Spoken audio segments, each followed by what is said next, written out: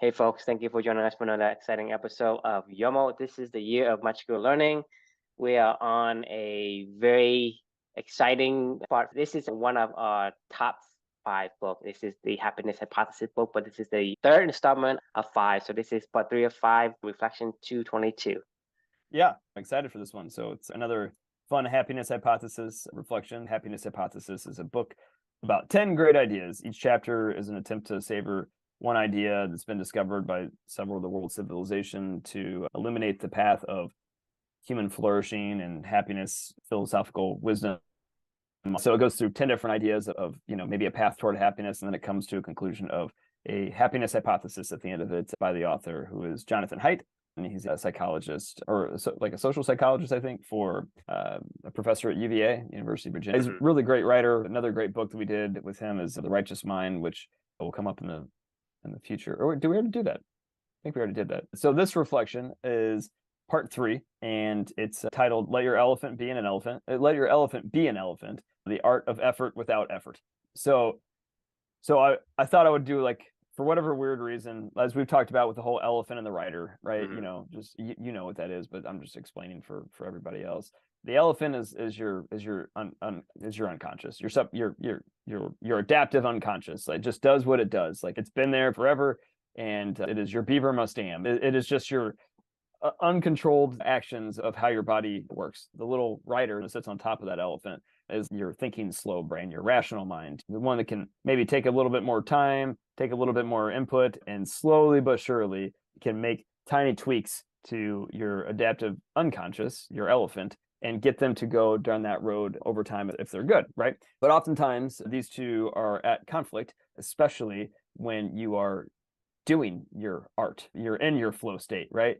They both have a time and a place. And this was a fun little exercise that I went through of me playing a tennis match where my elephant and my rider are, and I'm an arbitrator in between the two of them. This is what happens to me almost every single tennis match. So I thought it'd be a fun little experiment. So stage 1 of my tennis matches are, I started off and I just say, just relax. I'm like, I tell my elephant, like, just do your thing. We're out here to have fun. Like, there's no place I'd rather be than on this tennis court with the sun smiling and, out here with Amelia and just having a good time. And it's tennis. I love this. I can challenge myself. I can express my values, the ultimate expression of my personal values. And I'm like, hey, let's just relax, smile, have fun, have a good time, and we'll rock and roll. So I started out like that, usually almost every match. I let my elephant just kind of be free a little bit and do its thing. And then every single time I hit stage 2, where I get maybe like 3 or 4 games into it, and all of a sudden my little rider pops up and he's like, are you going to do something? What are you doing, man? But it's about this time in the match when, the rider wakes up and, it's when I get pushed to some way, shape, or form, whether it's the score, a tight situation, the sun's in my eyes, the shadows are playing games with me on the court or whatever, or the wind's blowing or whatever. I get a bad line call from my opponent. Like, it doesn't matter. At some point in time, my game plan that I started off with of, like, just relax, elephant, like, let your elephant be your elephant. I tell my rider, take the day off, like, it doesn't matter. It always happens like about, I don't know, a handful of games into the match where it's like, we can't just sit around doing nothing, man. Like, get in the game, and I'm like yelling at my elephant, like, let's go hard, let's push, let's focus, let's get in it, Well, I try a little harder, and inevitably I start going a little harder. And then the errors start mounting more and more. I keep telling my elephant, go harder, push harder, swing harder, run faster, be more focused, and then after each point, my rider's yelling at my elephant, and I'm just sitting back here going, come on, guys, like, what the fuck? We're not even having any fun. Like, I'm frustrated, the rider's frustrated, my elephant's frustrated, and this is about this time of every match. Then you hit this sucks stage 3, right? Where it's just like, we look up, it's about maybe the end of the first set, maybe the beginning of the second set, and you're like, this sucks. I hate being out here right now. I'm tired, I'm hot, I'm sweaty, I'm frustrated, I'm angry, I'm mad, I'm playing like crap, and you're like, something's just got to change, right? And that's when I step in as an arbitrator between my elephant and my rider, and I'm like, okay, guys, remember why we're here. Focus on your values, just have fun, relax, smile. It doesn't matter. No one cares about the outcomes. Then all of a sudden, things start to get a little bit better. And then, I'm free flowing, I'm playing, I'm just grooving, I'm having a good time. I'm joking with my opponent as we're going over the crossover, we're talking about family life, whatever. Things are going good. And then all of a sudden, this is when stage 4 or stage 5 happens. Stage 5 happens where it's like, The rider hops in and he goes, "Way to go, team! We're back in a groove. Great work." You know, and the elephant and I look at each other and we go, "The fuck's did you say?" Yeah, we're like, "What do you mean we're in a groove?" And we make an error too. And he's like, "Hey, guys! I was just saying you're doing great. Just keep it up. You know, just keep doing what you're doing." And we're like, "What were we even doing?" And then now my rider comes back in. Now the elephant starts to make a little bit more errors, and now I'm going, "What's this guy talking about?" And then all of a sudden, it slowly spirals downhill again. And before you know it, we're all angry and yelling at each other again. Then we get to our dramatic conclusion. Stage 6 is what it should be. So at this point in the match, this is like flip a fucking coin. Like it's either the elephant is going to finish the match or the rider's going to finish the match. But either way, like I don't have any control anymore. I can't stop the fighting anymore. It's either I'm going to cruise through and it's going to feel great and we're just going to coast into the finish line, or I'm going to be yelling and screaming and really frustrated and angry, or you know, whatever. A lot of emotions are going to be flown out of me where I'm just yelling at myself, basically. The moral of the story is the rider cares about outcomes. The elephant never does. The elephant never does. Have you ever heard the saying, "He who cares the least the most wins"? Well, that's what elephants are. They don't give a shit about the outcome. They're just there to do what they do, and they just want to be left alone. They just want to be free to go do their marvelous elephantine, right? You know, so for me, that is the art of effort without effort. And when my elephant is in control of my meaningful work performance, I'm never happier, never having more fun. I never produce better results. And when my rider decides to take control, it's a shit show. It's a mess. It's always a mess. It's like it's just chaos, right? So I sum this one up to say, don't get me wrong, there's a place for both. Practice time is the rider's time. You can yell at me all day long, rider. You can take control of every practice, you know, because we're working on skills, we're trying new things, you know, we're out there. But when it's fucking game time, let the elephant just be a fucking elephant. That is it. Love to get your thoughts. Yeah, I think it's entertaining that you go through the stages, and I think it's remind me a bunch of a lot of these movies always have this conflict between, it sounds like a coach and a player, right? It is. The coach say, "Hey, more like a backseat driver kind of Right. coach when you're in the ring and you're fighting for your life." He said, do the back kick." It's like yelling on the sidelines, "Do better." You know, you're like, "What are you talking about? I'm trying my best." Like, you know. I mean, the only thing that kind of comes to my head is that you basically distracting your player by Totally. yelling at him while he's in performance, in combat, in competition. All you do is you are distracting him so he can look at you, so he can get his head whacked by the other guy. Totally. I mean, it's a mind fuck. I mean, like, you do not want to be coached while you're performing. Like, You do not want to be coached. You do not want to be told how to drive while you're while you're driving. driving, It makes the performance worse. And second, it irritates the hell out of the driver.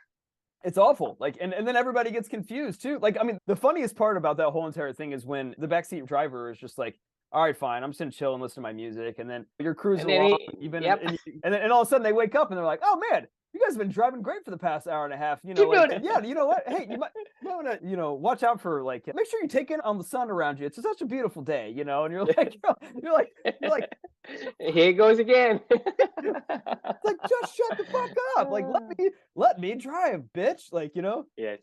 but it's well,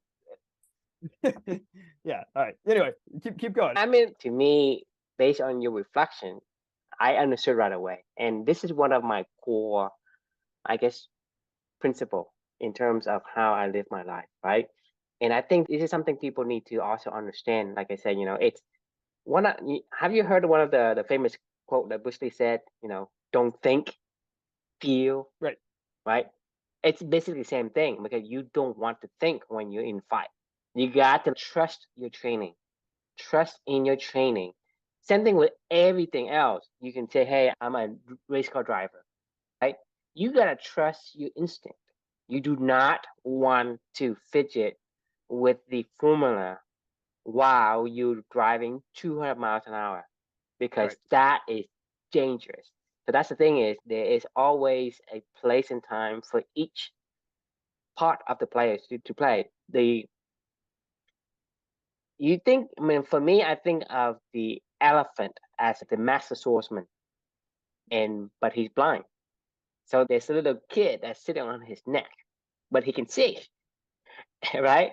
And Right. so you have to prep the master swordsman. Okay, this is the view. I see the guy over here. You see the guy over there. He has this sword. Has that. Once you describe to him and tell him exactly where things are, right? You don't want to tell him, this guy's coming. This guy's coming. He can feel it. He's a master swordsman. The Right. elephant, it is the super power of our brain. I mean, it is the most. It's incredible. You could not do any of the stuff that I was just talking about on a tennis court at all. If I was letting my rider control my actions, I wouldn't be able to probably even run 5 steps and hit a ball at the same time. Like the mechanics of me being able to hit a ball as hard as I hit a ball on the run to a specific spot on the other side of the court with certain types of spin, certain types of whatever. There's no fucking way that I could have ever thought through all that. It's like when I'm learning crochet right now. Like, I mean, every single thing I have to think about, I'm like, okay, this goes here, this does this does this. I'm sure when you're getting really good at crochet, it's just, you could probably just be watching TV. I mean, same thing with walking. I mean, walking involves like hundreds of thousands of different parts of muscles coordinating in the exact same position and same pattern for you to be able to walk. You and I walk like it's effortless. Right. So you have to understand, like, remember I told you the story about, if you are standing on some kind of like step ladder and you kind of reach something on the top and suddenly a glass fell down and you were able to catch it. Right. Before you even realize that it's falling down. Right. So the thing is, if your elephant is able to detect that something's falling down, it just catches it. The effort of catching it is to recognize it, detect the speed where it is falling, coordinate all the muscle, and exert all the muscle to catch it, right? Before the rider even get notified. Right. Exactly. So that's how good the elephant is. That's how good our subconscious is. Right. Right. And so that's what I'm saying is, because it is so good, you should not be the one doing the performance, because there's certain things that you have that it don't have. For example, like I say, it does not see. It is blind, but it knows. It can take in the stimuli from your, the speed of many things, your touch, whatever, the hearing, balance, everything else that it can see, it can feel it, and it can perform accurately. I mean, it can catch something while it's falling, and it knows where it is, right? In terms of the 3-dimensional, you talked about, the height, the plane of the the atmosphere, or the room environment where it is. So there are multiple dimensions that it has to calculate to be able to contact the hand with the cup. And so even for that effort alone, it is require a tremendous amount of coordinations. But it can do that in less than a split second. Right. And that's here's the thing though, is the elephant can get better. The elephant can get faster.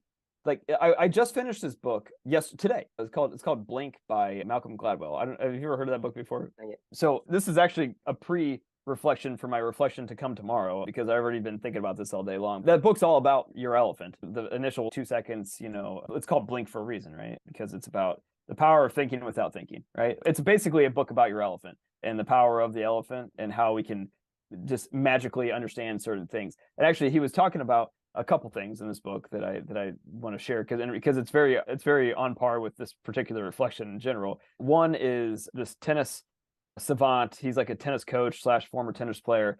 He can accurately predict. He could sit there in a tennis court and he will watch tennis players serving. And these are professional servers, mind you. They don't double fault very often, right? Like maybe you double fault 3-set match, like, I don't know, 4 or 5 times, if you're a professional tennis player. And they're serving the ball incredibly hard, incredibly fast, with a lot of accuracy, a lot of spin. I mean, they're doing a lot of really technical things with their serves. These are not easy serves. They're so good at them that they can do it without even thinking, right?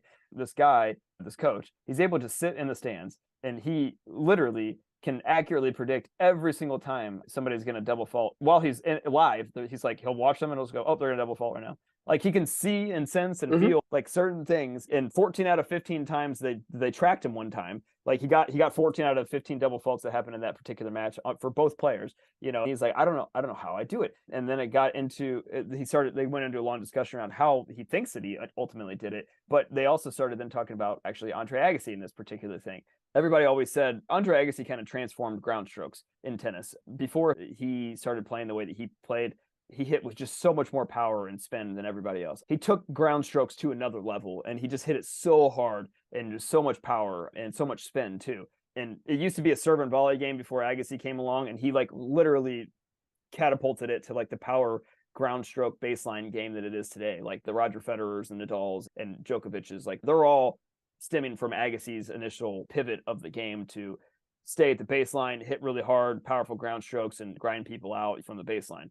So they were analyzing Andre Agassi's ground strokes, and everybody was like, "Oh, Andre's really wristy," meaning like, you know, he when he comes over the ball, he hits his wrist turns dramatically. And this guy was like, "That's not true at all." Like he was like, frame by frame, he went and evaluated Andre Agassi's serve or swing. His wrist never ever moves until like 3 frames after he's hit the ball. Like it has nothing to do with him hitting the ball and turning his wrist at the same time. Same thing with his backhand. He was like most of his power. Anyway, he went frame by frame, breaking this whole entire thing down. And this is like the funny thing about like all these.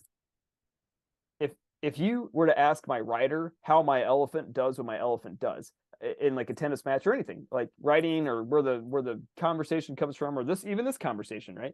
Like if you were to ask like where does this flow come from, you know, of us having this dialogue, I would say I don't know. Like, you know, and I really don't know the answer. I don't know how I do what I do. I don't know how you beaver either. You know, I don't know how I beaver, like oftentimes. But this is when it gets really interesting is if you ever ask Michael Jordan to like break down how does Michael Jordan do Michael Jordan, he can't. Like, I mean, he can't tell you this. If you ask Agassi how he becomes Agassi, he can't tell you this. Now, there are coaches out there that get really, really good and can break down a lot of understanding of things where they can slowly but surely start to really break down things, and they can start to help you to refine and train and slow down your blink time, I guess.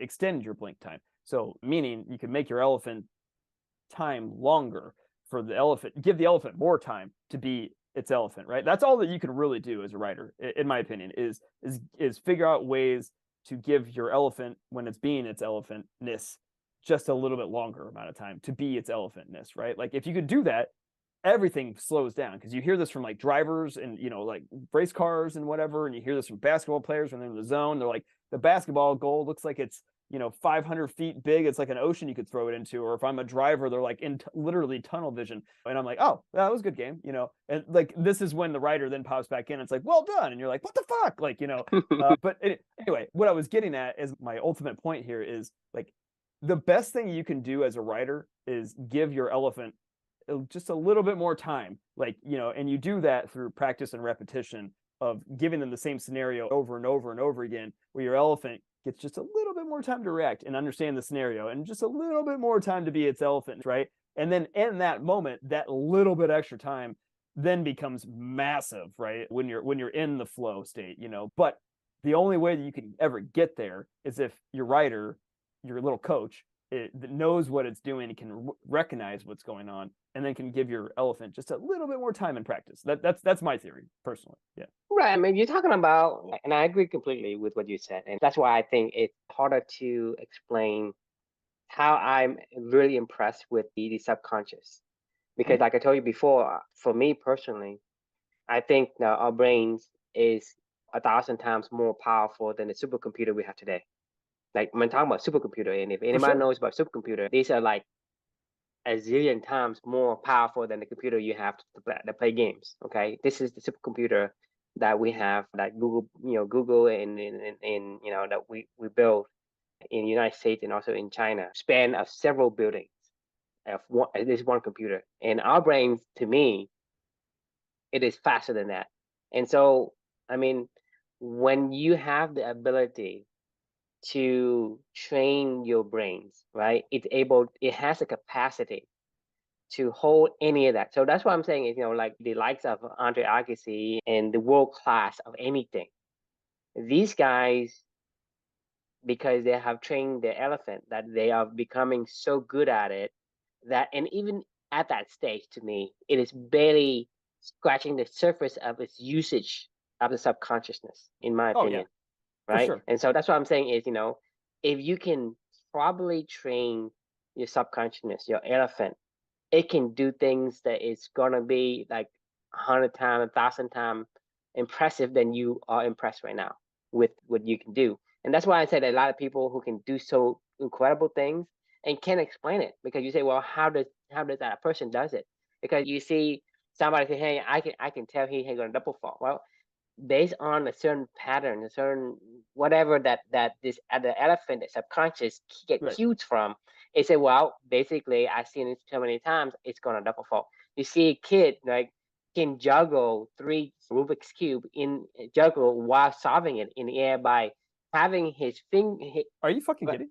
Yeah, in under 6 minutes. Wow. Under right, and with 3 cube, he can solve the cube without he just tossing it, like solving as he goes. So basically, It's he just is finger actually muscle memory.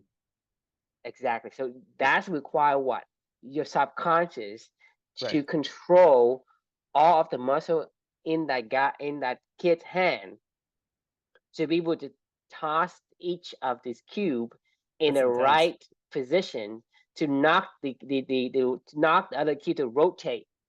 Right. To me, that's an incredible feat alone. But to do that while juggling, but also to solve the puzzle. To me, like insane. I can't even That's solve the insane. puzzle. But the thing is, you think about that, is because this kid has been able to train his subconscious, to train his elephant. Eventually he can do that. And to me, that is not impossible. So whatever Right. you want to do, right? You can be a world class at anything as long as you properly train the elephant and let the elephant be the elephant. So I am more than 100% agree with what you said. Let the elephant be the elephant. You never ever want to get in the way. When I'm in the fight, I'm going to trust my instinct. I'm not Yeah. going to say, okay, I'm going to try this punch. I'm going to try this hook. Well, you got to do what you got to do. If you get beat up, so you got to, that's why I think it is very key for any young audience out there. If you want to be artful and masterful at anything, train your elephant and let it be an elephant when it's in action. When it's Never performing. ever Right. be, never ever trying to pull the rein while he's doing his thing. You look, like I said, you look at the race car drivers. If you think about, but this guy basically they can drive and they're driving 200 miles an hour, and to them it's normal speed. It's normal. It's Right. not fast at all, and Right. they can weave through all the cars in front of them, behind them with ease. We can't do it because when the moment you jerk something, your car basically flip because of how fast you're going. You know Right. what I mean? But these guys are able to control the car Yeah, it's unreal. easily. And you think about it, that requires training. And if you think you can pull the rein while you're driving 200 miles an hour, what do you think is going to happen to you and to the car? It's going to have a disaster, outcome. So that's what Right. I'm saying is, we have that ability. Our subconscious has that ability. You say, well, people can say, well, what about like, I mean, we don't even have to go to that extreme, but I'm just giving you, some evidence that these things do exist, and we just need to understand that our subconscious, it has so much capacity that is being unused. And Right. so we're talking about like, listening to audible books, right? We can say, well, I can listen to 1x. Yeah. What Right. happens Yeah. if you increase to 2x? When you increase 2x, right? 1x, Yeah. right? Once you get used to a 2x speed, when you listen to 1x, everything is slow to you. I mean, so Right. basically your subconscious is able to balance or equilibrium out its pace. Whatever the pace you set it, so whatever is normal to it becomes slow. Just Right. so that's the thing is you can be basically a master at any art that you want if you let your conscious be trained properly when it is time for it to train, and you let it perform the action when it's performing an action. To me, this is the best combination of any writer and elephant that I see. And like I said, I'm super interested in how the subconscious works for many years. And this book basically is it kind of like illustrate the things that I wasn't able to express before because I didn't have the psychology and the word that Jonathan Haidt has. So basically, he said exactly what I had in mind. You should read this, by the way. It was literally about exactly what you were just talking about. It was good. Malcolm Gladwell is such a good writer. I read this book in 2 days. The only reason I started that book is I just finished Talking to Strangers on Thursday and Friday. I finished that one in 2 days, and I was like, Malcolm Gladwell is so good. I'll do another one. He just does such a good job of telling a story. I couldn't agree with you more. But the thing is, I want to emphasize the importance of understanding this because this is going to give you a huge advantage right now. Well, true. What I'm thinking about is how blah blah blah would do blah blah blah. Like I actually just lost my own train of thought. I've gotten really good at, going fast. And when I talk fast, like the ideas come fast. Like, it's like things just pull in from all over the place, when I'm talking to you, and it comes to me as I'm talking. If I'm thinking about go slow in my speech, I'm not thinking of I'm like blocking my own brain, Right. I can't do it. Like I talk my elephant goes fast, and I talk fast and I think fast. Whenever I have to give a presentation and people are like slow down, it is a disaster because like this is why I hate giving presentations with a slide deck because it makes me go so much slower. If you just said talk through it and have a conversation with somebody, I would destroy sales presentations with people. I oftentimes am like, I don't even want this deck. I don't want to hear. I don't want it anywhere near me because like I can't flow when I'm being artificially stopped by a slide deck, because I can't. The associations just don't come to me as fast. My recognition of what's going on and what I'm saying in the moment doesn't happen as fast. The recognition around the goal of the conversation and going, oh yeah, remember, Chris, like what were we here to even talk about anyway, and tie this back to this, like I just can't do it when I'm fucking trying to stare. You're just sticking with your elephant. Right, exactly. I mean, that's why I'm saying you gotta be who you want, who you gotta be. You can't just say, well, that's what I'm saying is people say, hey, slow down. Well, when I don't want to slow down, I can't. Yeah. That's not me.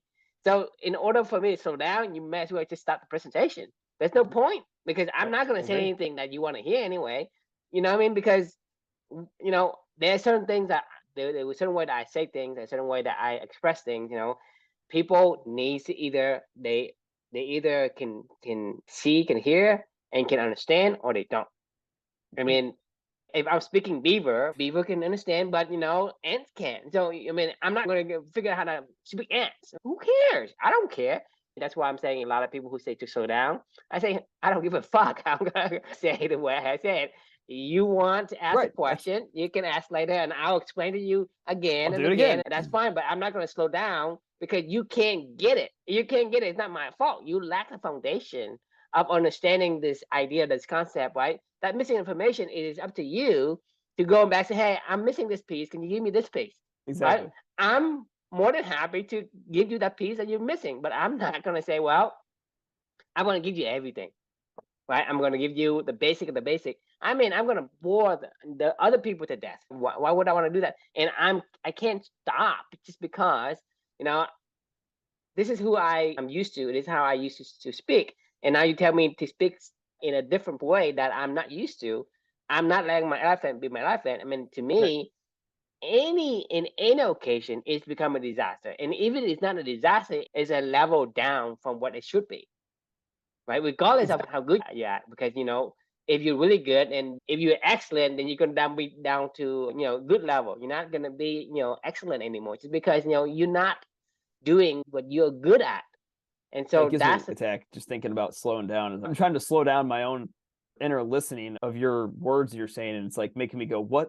I'm literally struggling to focus on. But when I just sit back and listen, I just listen, and it's like like you said, like an audiobook, it goes fast, and I can process it quickly. That's why I like audiobooks. I can process audio fast. Like, I mean, I like processing audio fast. My brain thinks an audio fast, you know, and that's how it comes back out of myself. Like if you try to slow it down, it fucks me up. Like it really does fuck me up. Correct me if I'm wrong, but one of the reasons why I personally feel like whenever I'm engaging about something that I want to talk about, my energy levels are something that keeps people engaged in a conversation when I'm talking about something that I care about, you know, when it's something that I really am passionate about, I guess. You can tell me if I'm wrong, but I think that's universal to everybody. I mean, if you're not excited about something, how can you get somebody to be? I mean, that's. But this is what I'm saying is I don't think about be excited, Chris. Like I just am excited. Like, I mean, I can pretend to be excited, but you can tell. Exactly. Correct me if I'm wrong, but you tell me. I'm asking you a question. Like, is my energy levels something that draws you in whenever I'm talking about a topic that I have a lot of energy? Absolutely. I mean, Right. you're the reason why the conversation is fun, because if I can talk to somebody who doesn't have the energy, then why do you want to talk to them? It's going to stop. I mean, Right. So the thing is, when I want to talk to somebody, I want that person to talk to me naturally. I don't want them to regurgitate a prepared speech, because for whatever reason it disengaged me. I don't know about you, but it disengaged me. I'm listening. Yeah. I mean, I listen to all the speeches. Like I don't even listen to "I have a dream" speech. Okay, just Right. because that guy doesn't stop, he doesn't stutter, he doesn't go right. To me, it's fine. Express Right. yourself in the way you're supposed to express yourself. It looks natural. It is human being. That's the way we want it. We don't want to have like perfect sentences and have the right punctuation in the right places or whatever. To me, that isn't.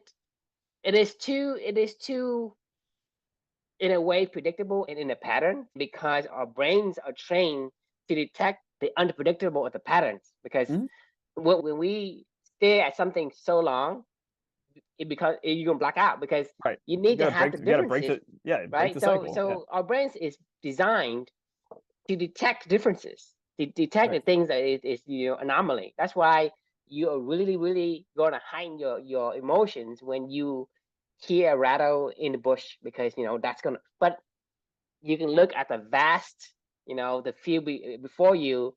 It's peaceful. You go to bed, right? You can just doze off.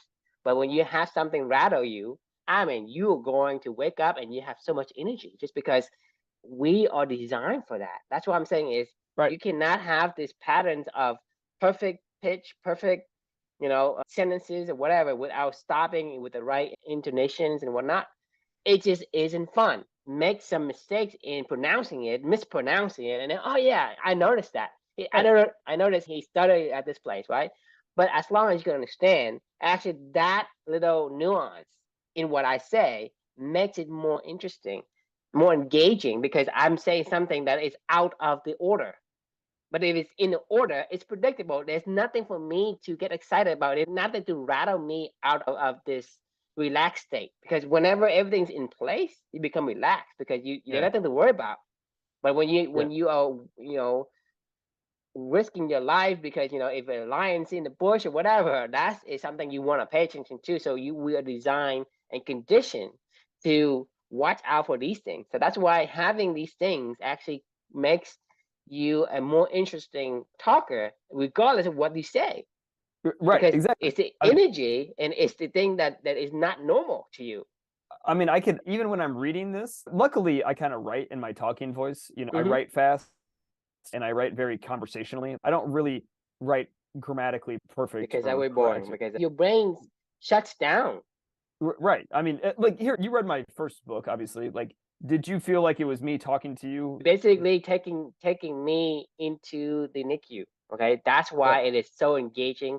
And you describe every single thing that's there, right? And so you basically take somebody in and tell a story. You're telling a story of things there, and you paint a picture versus telling me the facts, right? The facts are stuff I don't really care about, right? It's not that I don't want to care. It's just that my brain doesn't care.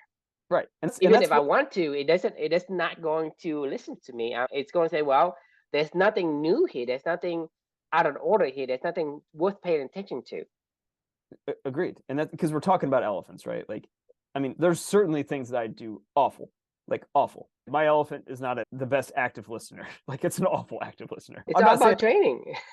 But I don't want it. That's like backhand, right? I want to paint pictures and I want to storytell and I want to help you to understand something, you know. That's what I love to do. That's what my elephant loves to do, you know. So it's one of those things where, like, as we're having this conversation right now, like it would be awful. I mean, hell, I fucking did that. And then, you know, you remember you were trying recording it? Yeah, it was awful. I was like, I sounded like a robot. I was like, every time I play a tennis match, I begin the contest by telling myself, relax and just have fun. I say it over and over again, following I don't each think we can. game. I mean, it would have gone 222 episodes. It's impossible. Whereas what I just did, you know, when we were talking about this, I said, every time I start to play a tennis match, I start off and I'm like, just relax, have fun, chill out. Like, there's nowhere else you'd rather be. Like, it's a beautiful sunshiny day. You get to challenge yourself. You get to live your values, you know. Like, I mean, like, these are things that for me is effortless because I'm painting a picture and I'm explaining to you how I feel when I was writing these words. There's a big fucking difference, you know, and this is me just being able to be myself. If you asked me to read that, what I just said, it would not have been what I just said to you. It would not have come out that way. This is me being me. Like, when I can just be myself, talk it out, share with you the thoughts that I'm going through, because I can see it in my head, what happens in a match. I can feel it when I walk onto a court and I literally look at myself and I'm like, Chris, just relax, just have fun. Amelia's over there watching you in the corner. It's a sun. I mean, these are things that I literally say to myself. And the step 2, like, are you going to do something or not? This is literally what happens every match. I'm like, what the fuck are we doing here? Get your shit together. Like, let's go. Push hard. You can't just sit around and relax all day long. You're in a fucking tennis match. Go. And like, I mean, these are, I don't know. There's a huge difference between me saying this to you and me talking to me. Talking to you. The thing is, you put character into the words, okay? Because this is what a person do. You bring your character into your, you know, your behavior. You my hands are everywhere. You're talking and you enunciate things. You raise your voice in certain, you lower it in certain, and you know, you emphasize certain places. You bring Chris into the story, right? And so that's what makes it interesting. It isn't the story; it is the character that plays the story. I mean, it's exactly the same thing, but if somebody else says it, it's a different experience. 100%. If somebody else read it and say, "Well, I mean, someone else tell a story, regardless of if their own story or your story or whatever. Right. It's you and I will have a different experience. Right. When we talk to Snow, we have a different experience with him.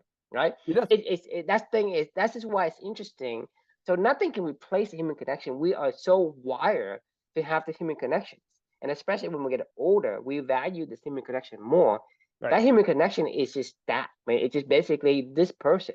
It's not the story itself. It's like we can talk about nothing and have an enjoyable time because it's not about the story. It's about the person. It's about how he behaves and how he reacts. I mean, what he said, what I say, or the whole story itself. I mean, to me, this is the interesting part. And that's why I'm saying you got to be who you are. Don't let people tell you that, hey, you got to be this, you got to be that, because that's not you. You cannot perform well if you don't let your elephant. Basically, you're dicking with your elephant. Stop dicking with your elephant. Don't stop. Like, I mean, I've heard the saying my entire life, especially on athletics. They say it, as people say it all the time. It's like, stop thinking. Don't think. And you're like, what are you talking about? Don't think. I can't not think when I'm, you know, like, it's like, don't think. Literally, this is going to sound stupid, but like when I talk, I don't think. I mean, I don't think at all. Like, I mean, it's just, the words that I'm saying flow out of, just flow. Like, I mean, I don't think, I swear to you, like, it is not, there's no active thought going on when I'm talking. It shouldn't, because if you do, it doesn't flow. When you're thinking, you basically thinking with elephant, you're basically stepping over yourself. You're stepping on your own toes. This is what you do when you think, right?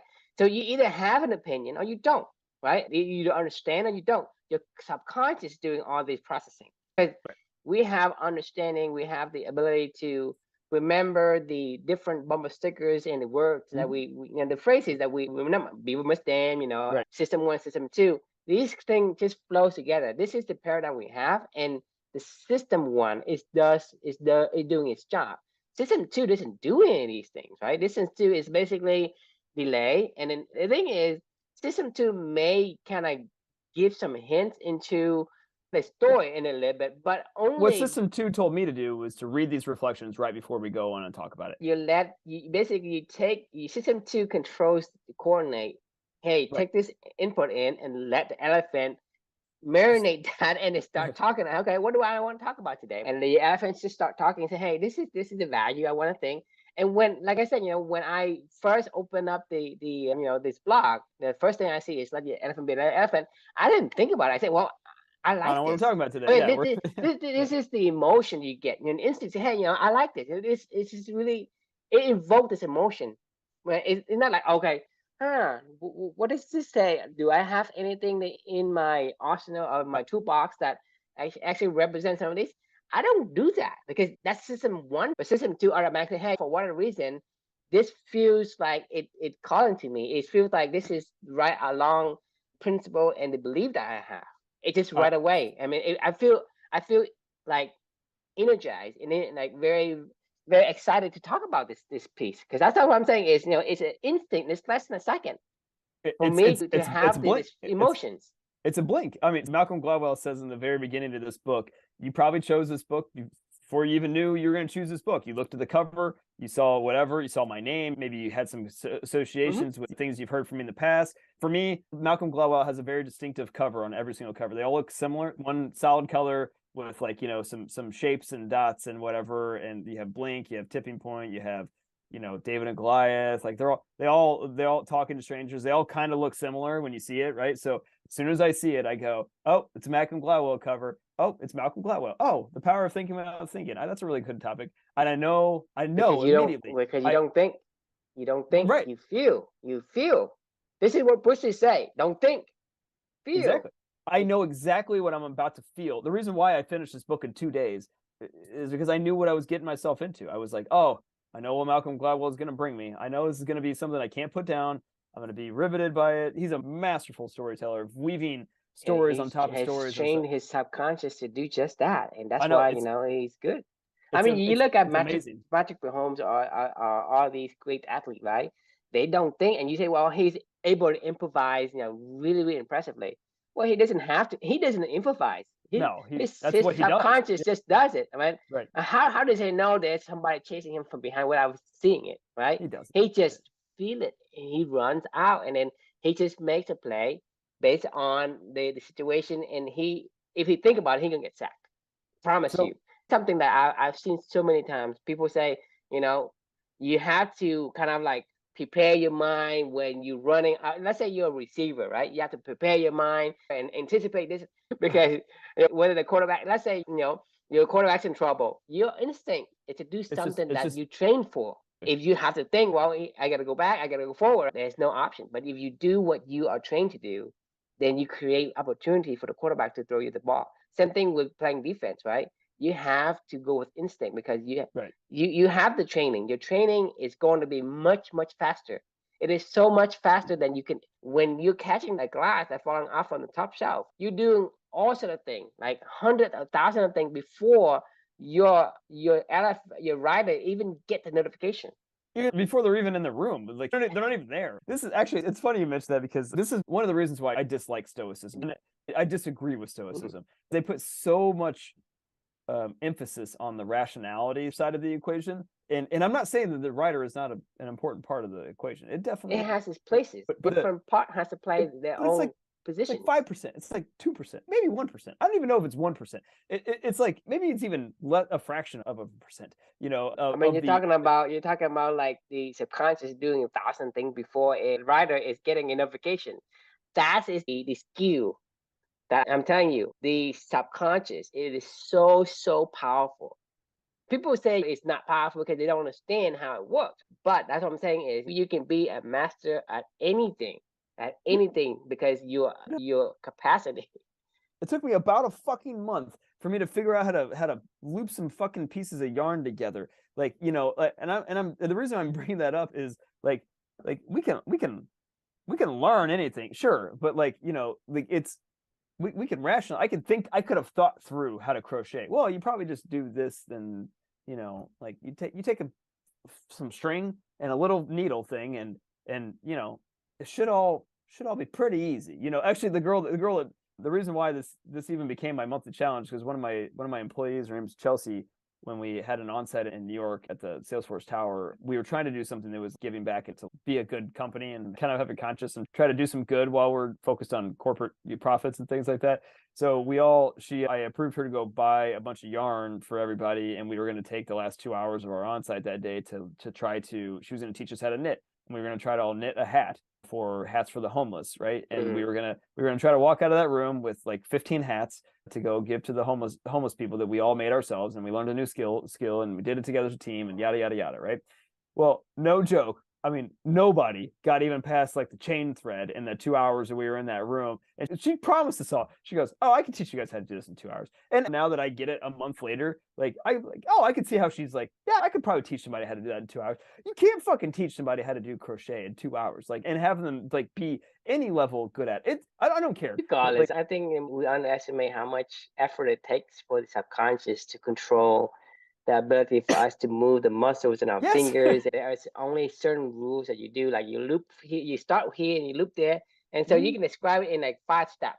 But to master the 5 step, it takes a tremendous amount of coordination. just to be able to do a little shit thing like I did, I mean, it's really mind blowing. But now that I know how to do it, I'm like, oh, I could do that now. What I just showed you in probably an hour. I mean, I could probably do what I just showed you in 2 hours, but like, pretty easily. I mean, and now I start to see where she's coming from, where she's like, oh yeah, we should probably be able to make a hat, or at least come pretty damn close to it in like 2 hours. You know how to crochet before, regardless of whatever you do, it's going to take time. If anybody knows how to do martial arts, right? The movement of martial arts are simple, but it takes you years of training for you to instinctively move your hands and feet and all that work in the instant that you're in a fight. Because in a fight, you can't think. Yeah. So you have to move. So it's basically secondhand. It's instinct. So you have to make your movement, your training become instinct for you to do that in the most crucial moment. This is what we call the clutch. In the clutch, right? And this is where you let your elephant do shine. Yeah, elephant. Like you can't. Yeah. Kobe Bryant, was all elephant. And like he would just. That's the Mamba mentality, right? I mean, that's what the competitive Buddha was about. It's like you work your ass off to be able to get to the point in time where when it comes to clutch time, like then all of a sudden, it's just automatic, and then it's right. Just... About like your last 2 seconds and you're down like by 1 point and you need to make a basket. Right. This is where the clutch player is able to rise and use elephant to make those, winning shot.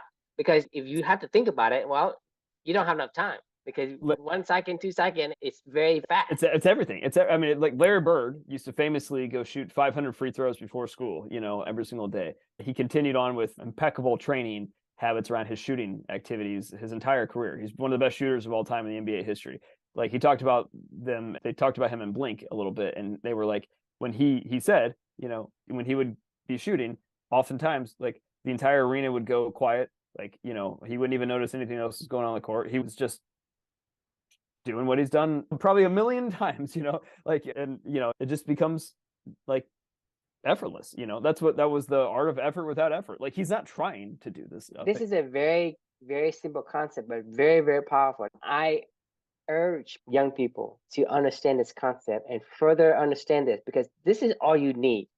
It's all you need. You got to be who you are. If I understand what I understand now, I would have been an NFL kicker. Because if I had the ability to kick the ball and I practice it to the point where I have an instinct to it, it's nothing. It's effortless. I can do like I'm walking. Mm-hmm.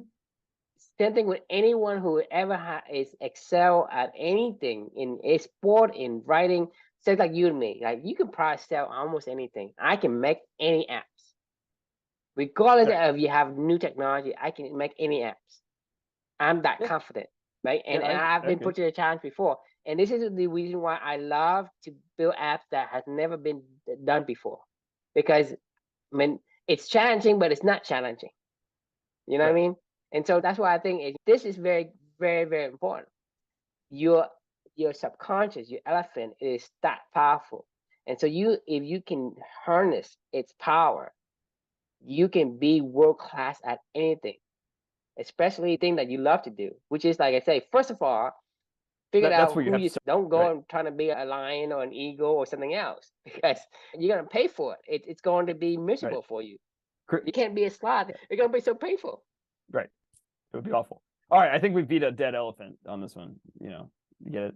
Dead elephant Yeah, versus dead horse. I get it. I think we beat the elephant. All right, but no, this is a fun topic, obviously, as always. So I'm gonna go to bed because I'm tired. So question that we can leave with that one is, who's in control when you are creating your art? Is it the elephant or the writer? So I hope you learned, don't let your writer be in control when you're actually performing your art. I'm Yes. totally fine with your writer being 100%, strategically involved when you're practicing your art, but not when you're performing. Leave them the fuck out. Awesome. All right. Well, I will look forward to seeing you all tomorrow, and thanks for joining us. Yep. Sounds good. Good night, everybody.